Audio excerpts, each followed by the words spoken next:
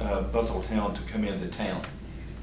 Well, I can't ever Saturday because I took piano lessons. So I Okay. every Saturday did, got the groceries, I got the piano lesson while he was getting the groceries. Okay, Came to North City, yeah. she did. Uh-huh. But people here call it Lenore's. At that time, yeah. How often I came, I didn't come to North City that much until I started school here, when I was in high school. But my dad usually made one trip to Maryville. He had, in addition to the school bus routes, he had a bus line that served Aluminum Company of America and Alcoa near Maryville, Tennessee. Yeah. And he had a lot of business in Greenback. The bus line started at our home in Busselltown, went to Greenback, then on to the Aluminum Company.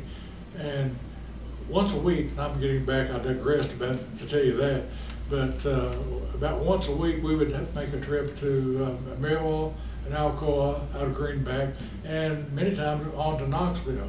So I really had more visits to Knoxville than I did to Lenore City, because we went in that route because my dad's business was in Greenback and Alcoa and Maryville and Busselltown, and we went that way to get to Knoxville. So that's the reason I had more visits to Knoxville than I did to Lenore City. So his bus company was more than just a school bus. I mean, he did. Well, When the war started, Okay.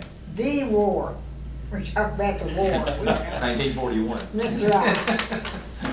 One thing that seems to me to need to be spelled out is that if you go 2 miles up the road from Lenore City to the highest point, before, as you can tell that you're coming down toward the water, and if you look over the trees, you can see the big Tennessee River. But the lay of the land is important, because to your right, which would be to your east, there's a lot of farmable good land there. And a fellow came in 1892 and bought, 600 a square mile of that. But see, we to don't know farm. anything about that. Yeah, but there were a lot of smaller farmers, and all of that sort of got upended during the Civil War. And then these early settlers, Williams sold out land to the Yarburys, and so here you were with a great deal of land on the east side of the road, and then on the west side there's a lot of uneven land, which allowed for hidden moonshine still. Okay. But then you get over to the Little Tennessee, and there were big farms there, John Pugh and the Mizels, right? there were some farms over on that side of the peninsula, Yeah, if we yeah. can call it. So- But Patch made a good point when she said it was isolated. And It was. It was cut off from general society by the Tennessee River and the Little Tennessee River, and that lent itself to, because it was isolated, that lent itself to the manufacture of illegal alcohol Okay. consumption. Yeah. And the manufacture of it and the consumption of it too. Mhm. But we played a lot by ourselves. We were isolated children too. I don't mind now being alone. I've never, some people can't stand to be alone Right. at all. Right. But we had to. There was nobody that was from a nice family. But developed your creativity, That's right. Yes, it did. no doubt. It made a difference, but as soon as the bridge, as soon as the dam, but they had a lot of trouble. It was political as it could be. Was it? Very political. And they named the bridge for the man that had more political power at the time. Pretty ironic. I've heard about that. So you know that story.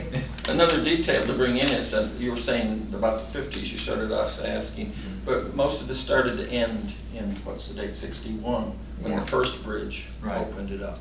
Because then people they could go to church in Lenore City easily Yeah. if they wanted to. Which is Yes. what they did. Or shop in Lenore City. Yeah. How much did it cost to ride the ferry? Do y'all remember? A quarter at first, and then 50 cents. 25 later. cents. Okay. Then I think it went to 50 cents Yeah, it did to before 50. it really closed down. And it closed down because in 1961, the bridge was built on Fort Loudon Dam. Yeah. One of my students told me when they first built over there. The first subdivision appeared on the river, and she said, "I don't believe you wanted all this people to go up here." I said, "I did. I did the way it was, but I didn't know any better."